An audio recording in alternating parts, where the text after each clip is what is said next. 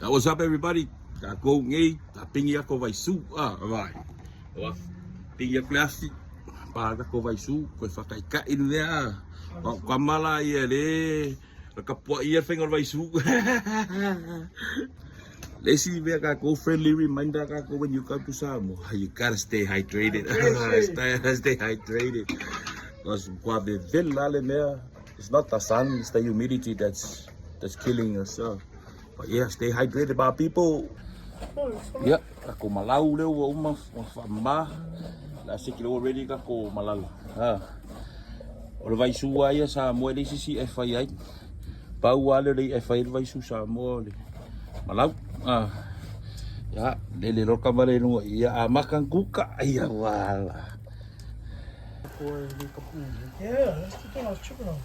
Yeah, they open me. Let me go sit. Ayan sila ngayon. Iya. Ya, ufay pepe eh. Kama Amerika. Kami Niners ya, ufay ele vai su. Bang bang and still bang bang. Ya, kamu lihat oh. Ya, sa aroy kong ka pepe. Ya, sa solo. Ya, dia fa. Punga mari ya pepe dia. Ya, bella lola ire ko vai su.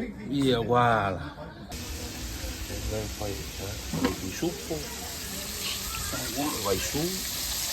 Para limpa. Kota patuloy po.